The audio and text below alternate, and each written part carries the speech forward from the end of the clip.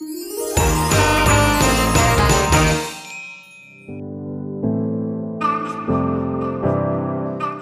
first important aspect of making a sushi is the rice. Okay, so what I have done is I have taken sushi grade rice, which is Japanese sushi grade rice, and now what we are going to do is we're going to marinate the rice. What I have done is I have taken 200 ml of rice vinegar. I had almost half a kg of rice, which has grown to around 800-900 grams.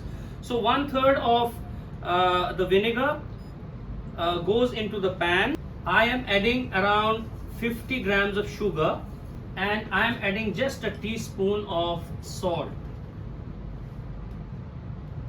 Just warm it up a little bit. You don't have to cook it too much. Just warm it up a little bit. I don't want the rice was cooked around 10 minutes back. Okay, and I will just let the sugar here dissolve, although I put a little crumbled sugar into this. And while this is happening, I will show you my selection of fish that I am going to use today. So if you see, we have tuna, we have salmon, I have here tilapia, which was once considered to be the most popular fish for making sushi, but it's not not very popular now. Reason is environmental concerns. I have some local tiger fish which I'll be using. I'll be using shrimps, and of course I'll be using some imitation crab. And along with that, what I have is I have made some pickled cucumber and some pickled carrot. Okay, so now my marination is done.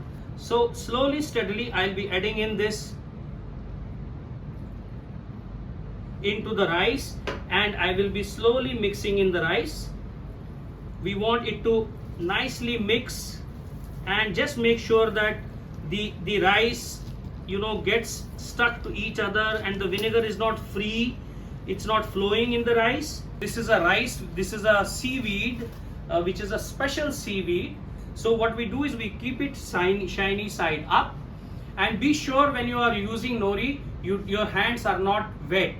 And you also have to be very careful about how much rice you put into a sushi. You have to make sure that it also folds well, it does not break.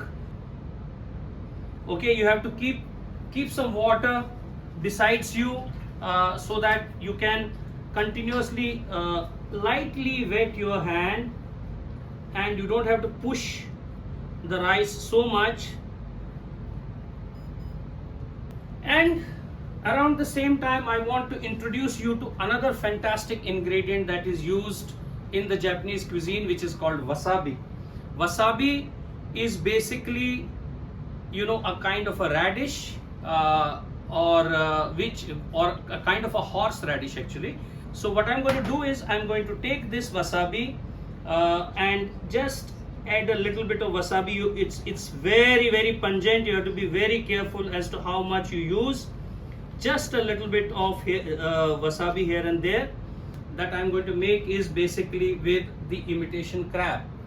You can either use a full imitation crab stick, or you can cut it into half. I'll cut it into 2 halves, and I'll stick the cucumber in between.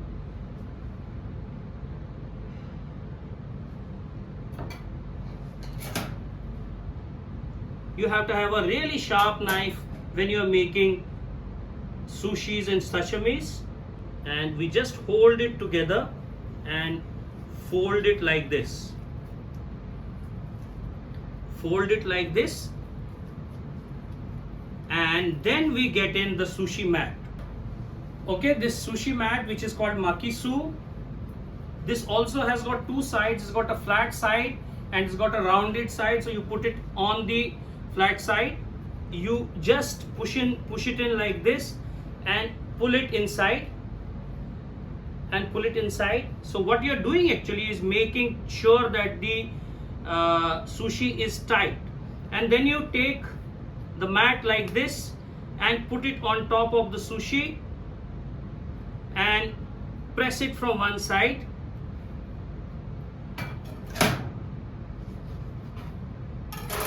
then on the other side, and make sure that it is tight and press it on the other side, right?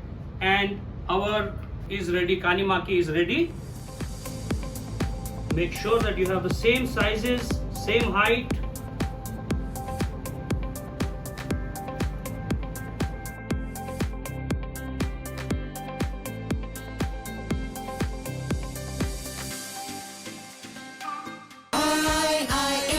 For a great hospitality career, call 9310 50,000.